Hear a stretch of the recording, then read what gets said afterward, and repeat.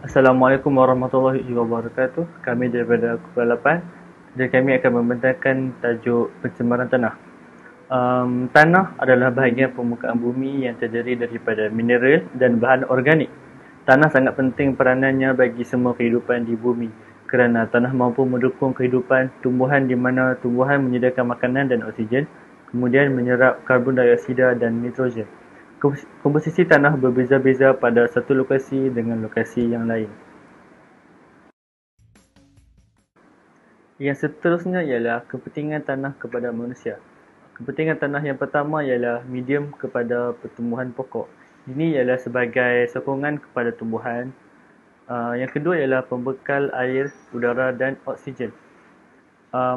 Kepentingan yang kedua ialah pemprosesan bahan mentah. Ini ialah sebagai pembekal makanan kepada tumbuhan. Pemproses bagi bahan buangan organik ini adalah amat penting untuk keperluan manusia. Yang ketiga ialah tempat berlindung kepada organisma tanah. Ini bermaksud tanah sebagai perlindungan ekosistem dan ia juga akan meningkatkan kesuburan.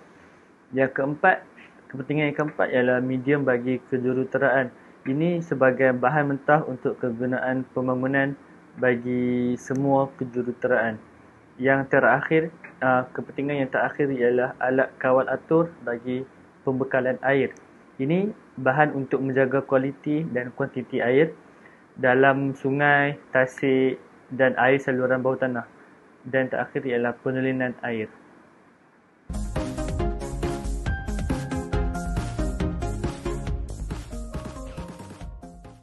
Okey, salah satu faktor ataupun punca yang mendorong kepada pencemaran tanah ialah kegiatan pertanian. Okey, kenapa saya kata kegiatan pertanian merupakan salah satu faktor atau punca yang mendorong kepada pencemaran tanah? Okey, hal ini kerana pada masa sekarang kita dapat lihat industri pertanian ataupun aktiviti pertanian merupakan satu aktiviti yang amat meluas di Malaysia. Okey, apabila pengusaha ataupun petani-petani mengikut peredaran zaman, jadi mereka akan menggunakan pertanian secara moden. Namun, jikalau pertanian secara moden dilakukan secara besar-besaran dan tanpa pengawalan, ini akan membawa kepada berlakunya pencemaran tanah.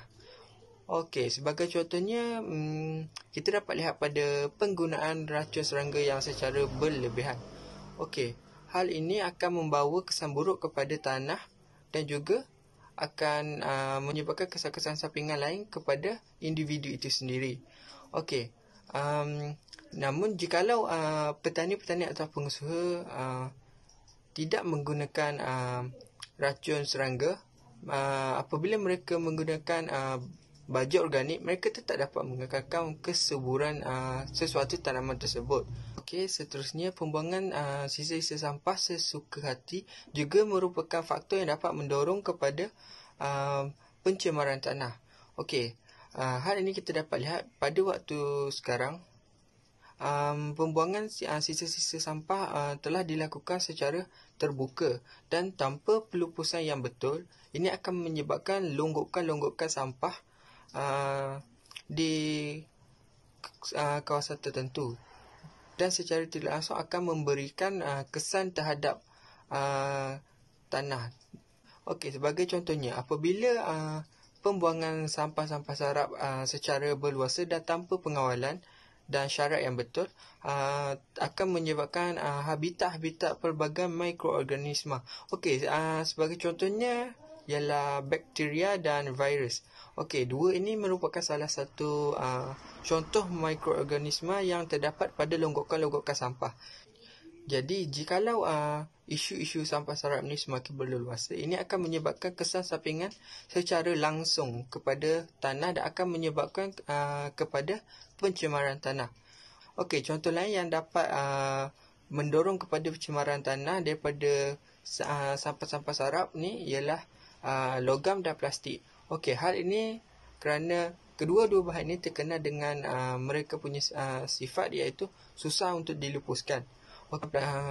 Dengan adanya logam dan plastik secara berlambatkan, ini akan menyekat dan akan akan mempengaruhi sistem ataupun kemampuan tanah untuk menyerap air.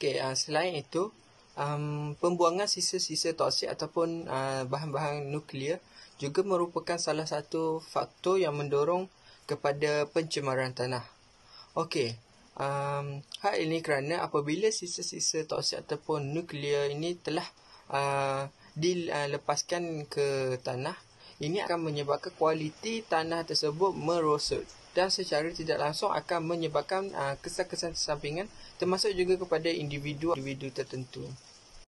Di sini terdapat beberapa kesan yang disebabkan oleh pencemaran tanah. Yang pertama ialah tanah beracun. Tanah beracun ini disebabkan oleh pembuangan sisa-sisa toksik ataupun bahan nuklear tadi yang secara berleluasa, dan ini akan memberikan dampak yang buruk kepada tanah serta manusia sendiri. Sebagai contohnya, kita dapat lihat pada kejadian di Rusia di mana berlakunya letupan loji yang mengakibatkan sisa-sisa radioaktif telah tersebar sehingga ke Sweden dan telah mengakibatkan kematian terhadap manusia seramai 23 orang. Kesan seterusnya ialah berlakunya kerosakan tanah serta kualiti tanah. Hal ini kerana penggunaan racun serangga yang secara berleluasa akan menyebabkan kualiti tanah akan merosot. Selain itu, sisa-sisa daripada perindustrian dan juga hasil tumpahan daripada kenderaan-kenderaan juga merupakan salah satu faktor yang mendorong kepada kerosakan tanah serta kualiti tanah yang merosot. Selain itu, sisa-sisa perindustrian serta hasil tumpah daripada kenderaan-kenderaan juga telah menyumbang kepada kemerosotan tanah dan juga berlakunya kerosakan tanah. Seperti tumpahan petrol kepada tanah akan menyebabkan kualiti tanah akan merosot. Yang terakhir ialah hakisan tanah. Hakisan tanah ini merupakan satu fenomena yang tidak asing lagi bagi kita.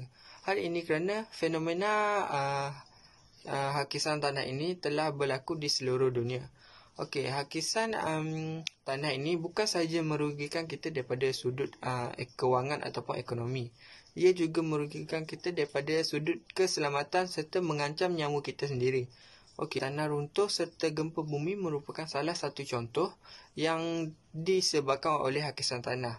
Hal ini kerana tiada sokongan yang terdapat oleh tanah-tanah yang terdapat di lereng-lereng bukit yang dapat membantu mereka mencekam tanah daripada untuk mengelakkan berlakunya kejadian seperti tanah runtuh dan sebagainya. Hal ini kerana pencemaran tanah telah menyebabkan tumbuhan-tumbuhan tidak dapat tumbuh di tanah kerana kualiti tanah telah menyusut dan merosot. Tanah. Pertama ialah basuhan tanah. Cara ini digunakan untuk mengurangkan pencemaran dari butiran tanah. Cara ini efektif untuk hidrokarbon dan inorganik. Selain itu, penerusan. Melalui penerusan, bahan pepejar ditapis apabila air dilalukan melalui medium poros, dan kaedah ini efektif untuk mengasingkan pepejar daripada tanah. Dan akhir sekali ialah pencemaran terma. Bagi suhu rendah, kaedah ini efektif untuk bahan semi meruap dan halogen dan racun serangga. Pencemaran air bawah tanah semakin mendapat perhatian yang meluas di kalangan masyarakat pada masa kini. Dan pelbagai cara telah dilakukan untuk memelihara dan merawat air bawah tanah. Ini antaranya ialah teknologi perawatan dan sebagainya. Air bawah tanah adalah merupakan satu sumber semula jadi yang perlu kita pelihara kerana sumbangannya yang besar dalam kehidupan kita seharian. Sekian, terima kasih.